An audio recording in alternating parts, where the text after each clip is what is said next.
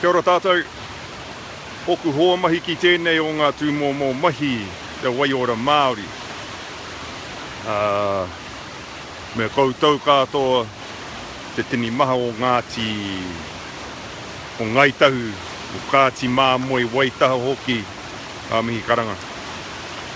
O kei muri rā, he wāhi tapu o ngā haukai o konei, arā ka roimata a hene hukatere. Ara Franz Joseph Glacier. I've just been up there to have a look and I'm bloody freezing now. Interesting place, awesome things happening up here. And got a lot of things to tell you. And I have noticed that a lot of you fellas thought that that big spider was more interesting than anything else I've had to say. So you just have to bloody listen to this one because it's going to be a long one. Now, cool whakapapa up here. Hine Hukatere is a Atua of snow in these areas here who took a human male as a partner. A fella called Wawe. But they could never be lovers because every time he touched her, his hands froze, and every time she touched him, she was in pain because her skin melted.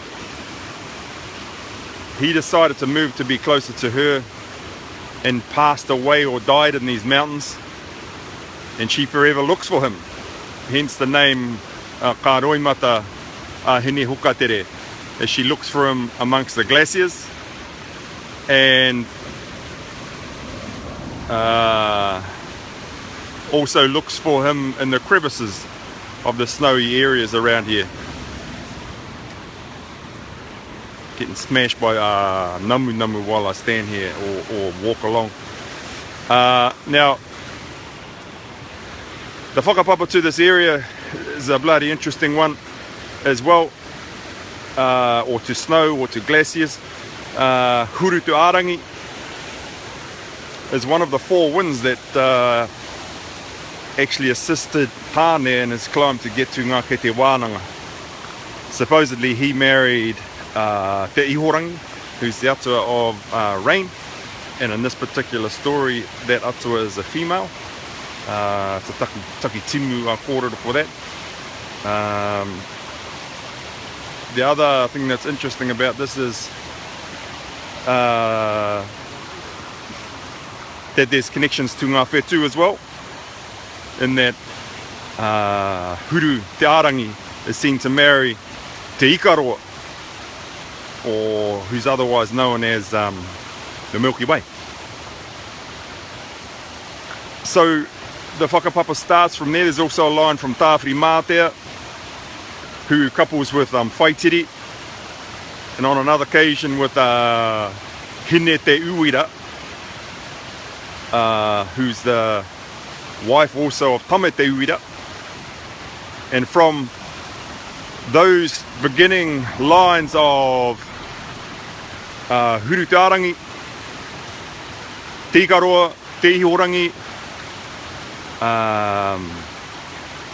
Tāwhiri Mātea, Tāwhiri Rangi in some stories, we get the origin of Whakapapa, which is snow. Now from Whakapapa we get a whole range of other types of snow that come from that. We move down into Hukawhenua, which is permanent snow that never melts. From there we get various forms, including hukamania, hukapo, hukahoro, all of which are various forms of snow that are either spread out into the snow fields, the hukamania, or the parts of the glacier that are breaking away, or the parts of snow that are starting to move and become avalanches.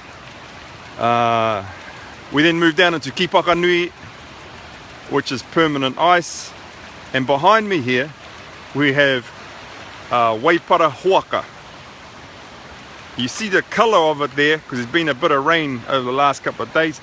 It's a milky colour and you can't drink it. Why this is interesting is that suspended in there is another atua called whatauaho. Now whatauaho is the makeup of all of these different rocks.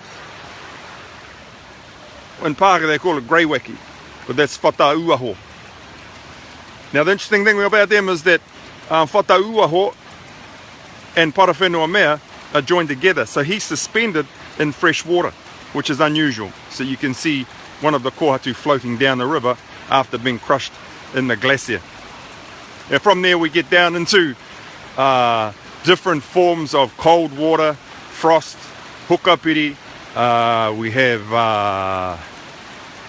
waimakariri, and we end up with various forms of cold surfaces or whenua.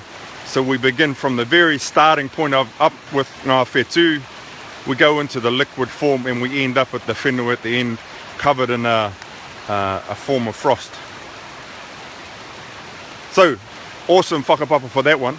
But some of the other cool things that are happening up here around what that means is that when we have those different levels, for example, and I can tell you 12 or 13, and there's more, that's an example of a curriculum, if you like, which means that for a year 9 student, they may start out with experiencing kayaking, which is the medium to connect to waimakariri, or cold flowing water. And as they move up through the years, they can culminate in a connection to wai or huka whenua, which might be those permanent snow that are above 5,000 feet. Now if you're the haukainga of places down here, then you would want to be able to connect to and understand these places, which is a form of leadership, if you like. We see fellas like Hoturoa, who are leaders in the form of being out in the moana, and Jack Thatcher, Hector Busby, all those fellas are leaders that connect to the moana. But I see very few leaders that connect to whenua and especially into the snow who are Māori. So I find that part interesting, and it might be time for a review of how to get more Māori engaged with these places, because we all have a history and a connection to here, because we came through here to get pounamu.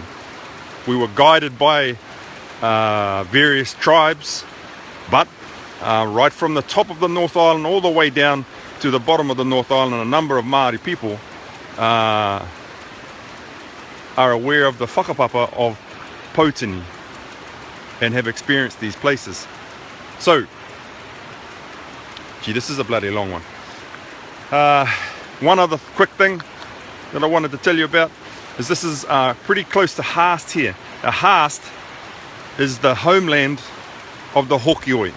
Now, the Hokioi's other name is Haast's eagle.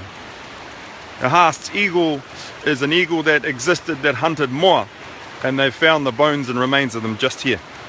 In fact, right in this very riverbed. Now, these manu were 20 kilos. A hoka or a kahu is 1.5 kilos. So this bird was roughly 10 times bigger than what we see in a kahu. Now, why this is interesting is that the kōrero that connects to Kiorahi talks about a bird called namu. Now, namu is the other name for sandflies. And in the kōrero about Kiorahi, namu covers rahi with her wings to stop him freezing. Now, namu is, as you know, part of Te Waipo namu, which has a connection to Potini, which also turns out to have a connection to Kiorahi. Through that bird namu, this area of Haast or Waio, and the discovery of that bird. Holy heck, that's almost 10 minutes. I was trying to keep it to 5, but this should be more interesting than a bloody big spider. Talk to you soon. Kia ora.